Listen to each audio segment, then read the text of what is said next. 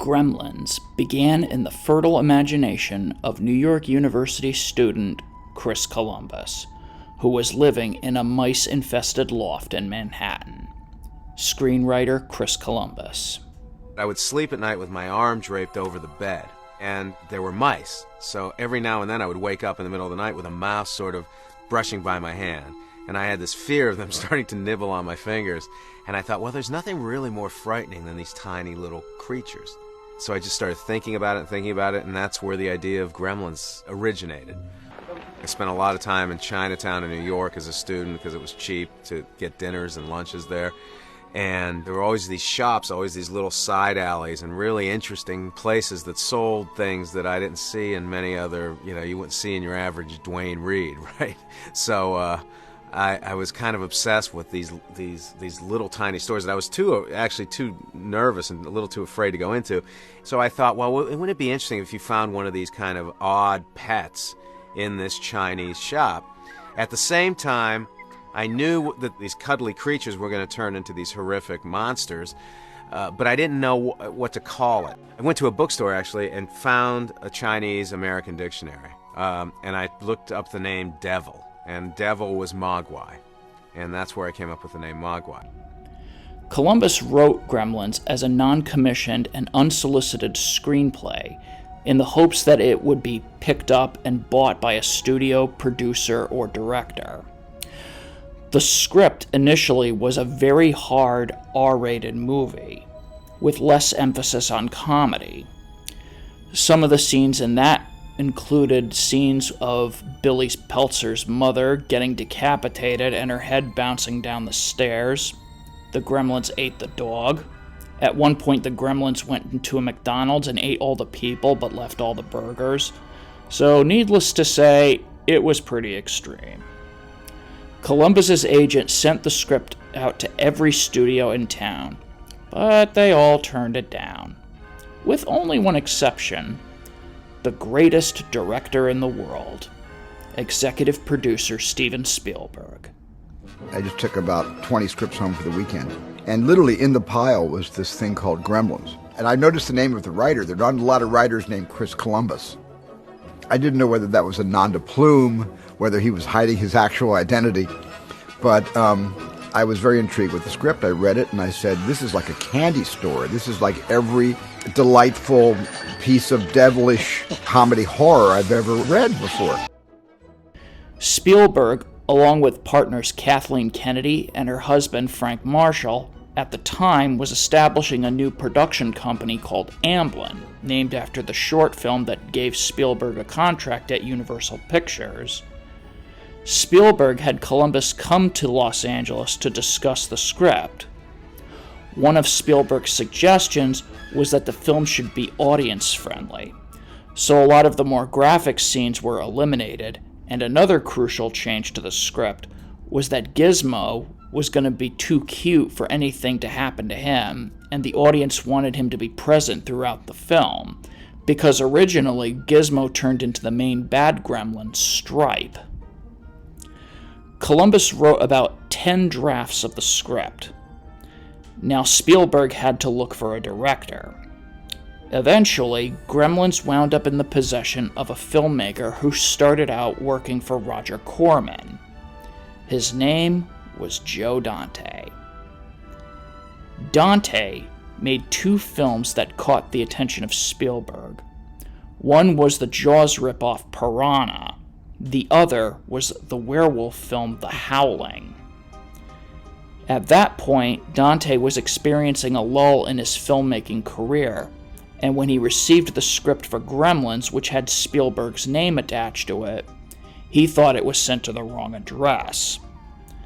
Dante began storyboarding the film while working on another Spielberg property, Twilight Zone the movie, directing the 3rd segment of the notorious film, largely infamous for its horrible accident involving actor Vic Morrow and 2 Vietnamese children. Spielberg took Gremlins to Warner Brothers, who agreed to take on the project.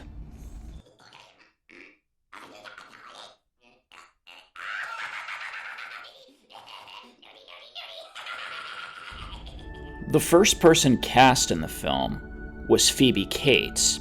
At the time, was known for her very risque role in Fast Times at Ridgemont High.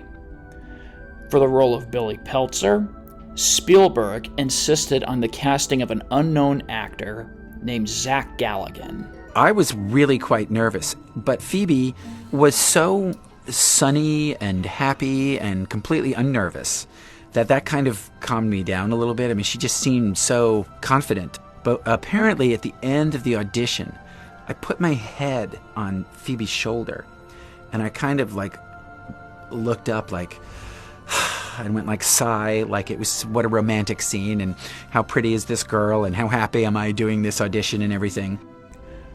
When Spielberg saw the screen test, he noticed the chemistry between Galligan and Cates, and it secured him the part. For the part of inventor Rand Peltzer, the filmmakers chose actor and country singer Hoyt Axton. Interesting side note, his mother had co-written the Elvis Presley song Heartbreak Hotel. Other actors include Polly Holliday as the Scrooge-like Mrs. Deagle, Frances Lee McCain, Judge Reinhold, Dick Miller, who's in every single Joe Dante movie ever made, except maybe one or two, Corey Feldman, Belinda Balaski, and Key Luke as Sam Wing, the owner of Gizmo. Here's another side note. Luke is also an artist and provided some of the murals at Grauman's Chinese Theater and did some of the artwork for the King Kong press book.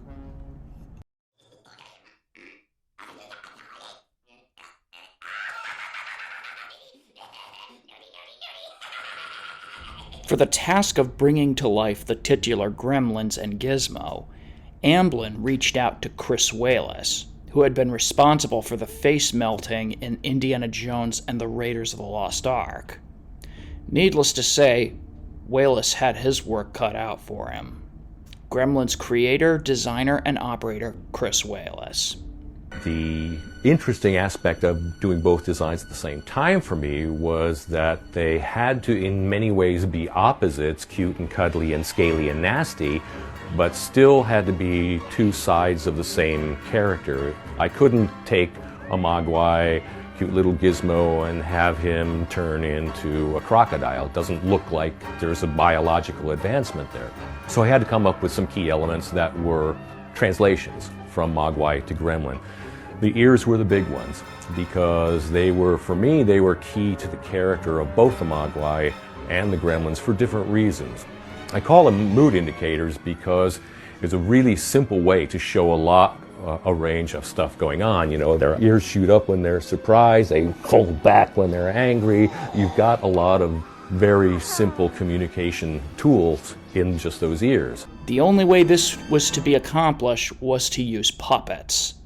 And this posed a logistical problem for the actor, who had to interact with what was quite possibly, for Walas and his team, one of the most frustrating puppets ever, Zach Galligan. I probably had the most difficulty believing in it fully because oftentimes the wires and the cables from the animatronic were taped to my body. So I would have wires going all the way down my body and coming out of a hole they cut in my sock. So I would be holding the Gizmo and I would be dragging anywhere from 10 to 30 different wires along the floor. Evidently, the puppetry was so real-looking, the dog named Mushroom treated Gizmo and the other puppets as if they were real living, breathing creatures. However, for the close-up shots of Gizmo, a larger version of Gizmo was made in order to get those adorable expressions. There was, however, one scene that employed the old-school method of stop-motion animation, and in the midst of shooting this shot, an accident occurred. Director Joe Dante. We have stop motion in the movie because I love stop motion, and there were certain things that we just weren't going to be able to do any other way. So there is a scene where a mass of gremlins descend upon the town, and we got the little miniature town and little gremlin puppets, all of which were numbered and can be moved, one joint at a time. It took forever. And in the middle of shooting, one of the lights blew out, and everyone was distraught because they thought, well, I got to start over. And I said, no, don't start. Just keep going, and we'll just put a sound on the soundtrack of a light breaking as if they've thrown a rock and broken a street lamp, and it'll be fine, and it's in the movie that way. But by far the most complicated scene was the scene in the bar, which was shot at the end of principal photography. It was shot for 3 days with Phoebe Cates. At one point, Cates shrieked as she spotted an enormous cockroach on the bar. Now keep in mind, the set was soaked with beer, pretzels, popcorn, and peanuts, so it's no wonder why that happened. Nevertheless, the film was shot mostly on the back lot of Universal and the sound stages at Warner Brothers during the summer of 1983 in 100-degree weather and using sand to simulate snow.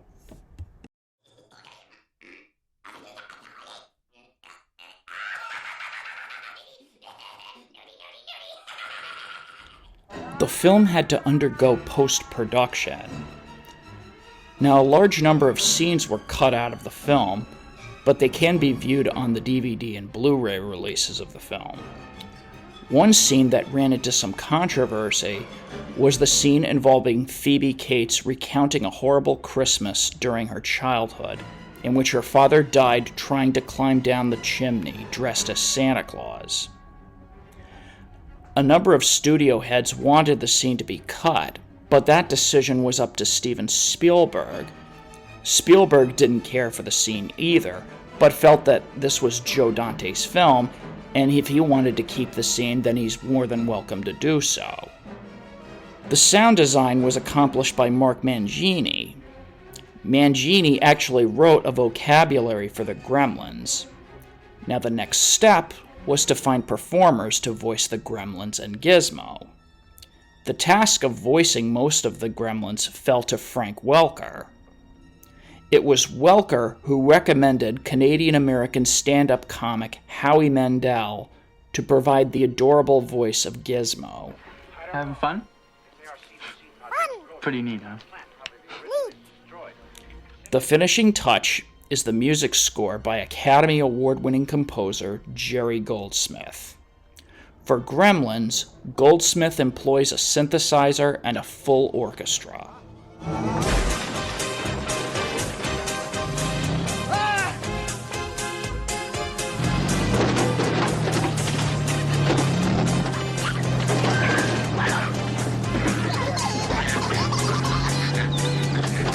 For the singing voice of Gizmo, Goldsmith hired a young girl from his synagogue to provide the singing voice.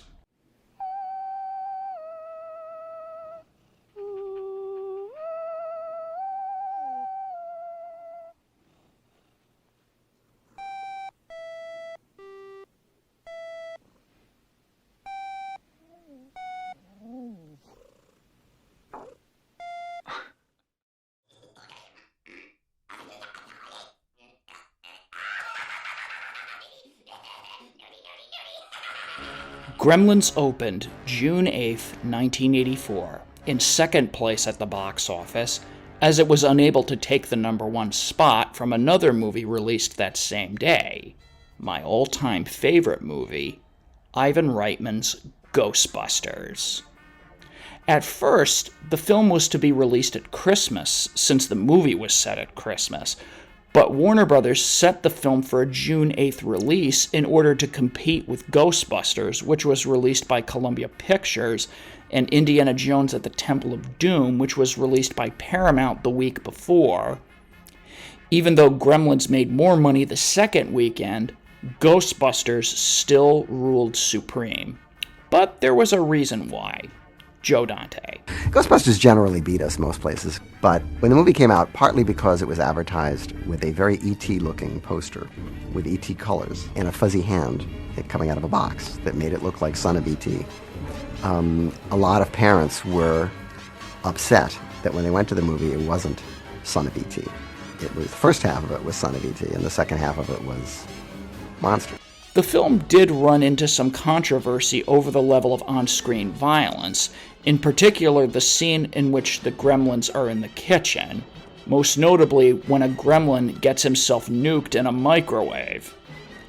It was this and the human sacrifice scene from Temple of Doom that led the Motion Picture Association of America to create an in-between rating between PG and R, which became PG-13.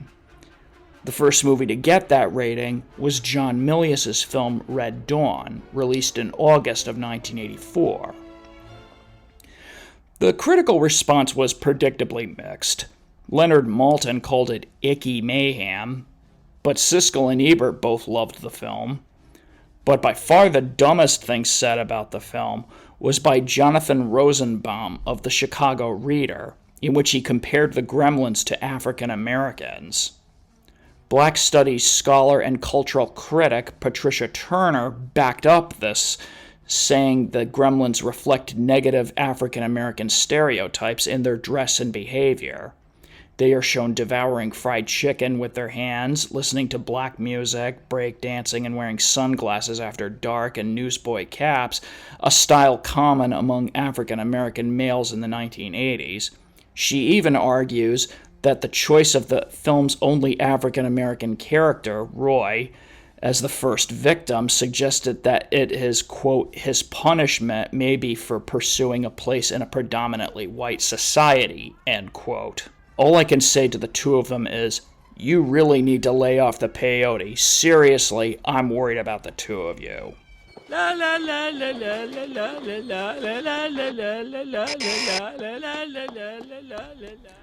But regardless, the film had a slew of merchandise, ranging from toys, lunchboxes, breakfast cereals, and video games.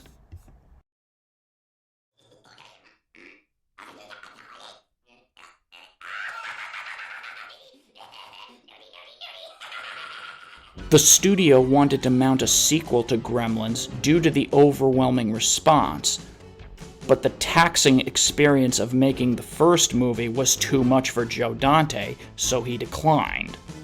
So work on Gremlins 2: The New Batch continued without Dante.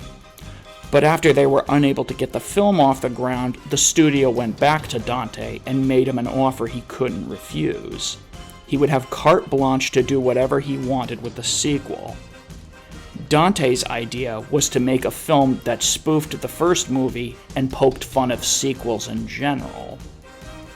A number of cast members returned, including some new faces, including John Glover as Daniel Clamp, a hybrid of Ted Turner and Donald Trump, a less psychotic version of the latter, Robert Prosky, Haviland Morris, Robert Picardo, and Christopher Lee. The one major absence from the first film was Chris Walas, who did the gremlin effects on the first film, as he was preoccupied with directing The Fly 2, so the task fell to Oscar-winning makeup wizard Rick Baker, who initially turned it down. Rick Baker. Gremlins, I turned Gremlins down numerous times, Gremlins 2, because I wasn't all that interested. Where I have fun is doing the design and creating a character that hadn't been done before. And this was already established by Chris Walas in the first movie. And I just said, I'm not that interested, And they kept after me and they said, what can we do to interest you? And I said, well, if I could redesign them a little bit, still stay in the Gremlins world, but I said, more than anything, I want to make them characters. In the original film, and it was smart to do in that film with Chris, all the Gremlins were out of the same mold, And so, because you can't make one puppet that does everything, you had 3 or 4 different puppets that did, all the combinations of things, but all from the same mold. I said, I want to make them individual characters.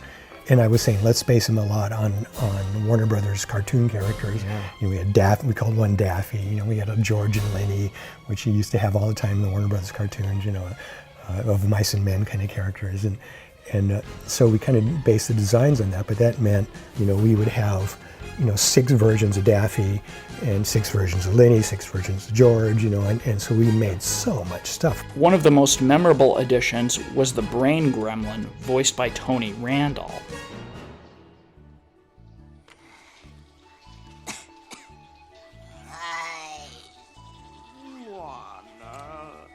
Talk a little bit about what's going on in this room, because I think there are some fascinating ramifications here for the future. The Gremlins even get their revenge on Leonard Maltin for bad-mouthing the first movie.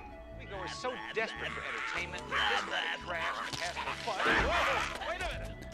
The film opened in the summer of 1990, and it failed at the box office, as it opened on the same day as Dick Tracy. But since then, it has become a cult classic. Joe Dante prefers this film over the first. There have been rumors and rumblings about a potential third movie, which never came into fruition.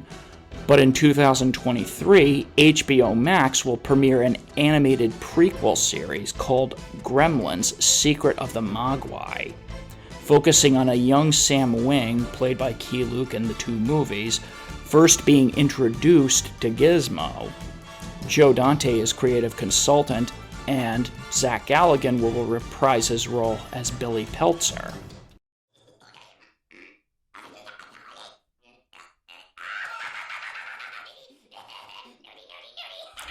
The first Gremlins movie I ever saw was Gremlins 2: The New Batch, and I remember loving the film for its anarchic tone, and I obviously loved Gizmo and wanted a stuffed Gizmo really badly. I also have to admit, I watched Gremlins 2 more than the first film as a youngster, and I didn't know that the first movie was a Christmas movie, which kind of threw me off guard. I always found the Gremlins to be very silly at times, but I always loved the noises that they make.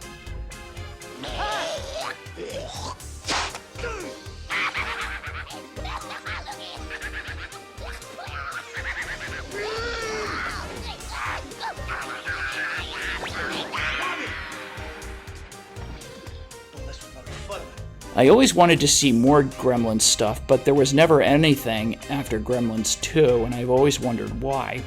Though, to be honest, how do you top something like Gremlins 2?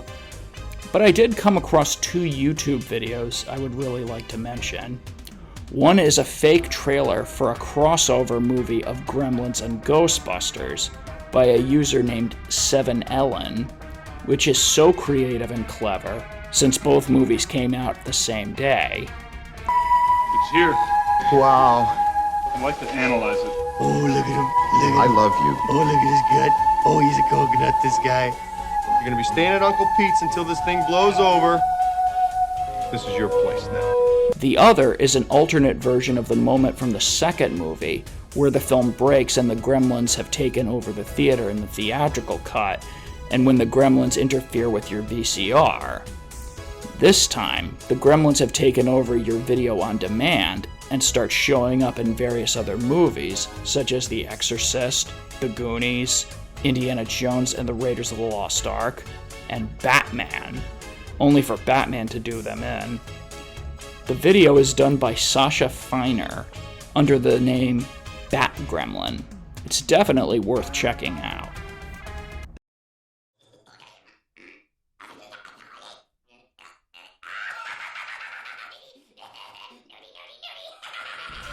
So in closing, Gremlins and its sequel is just a wild and crazy film with lots of laughs and screams. The effects still hold up after so many years and is a frequent viewing during the Christmas season. I even mentioned Gremlins as an honorary mention on my Christmas movies countdown. So if your air conditioner goes on the fritz, or your washing machine blows up, or your video recorder conks out, before you call the repairman, turn on all the lights, check out all the closets and cupboards, look under the beds. 'Cause you never can tell, there just might be a gremlin in your house.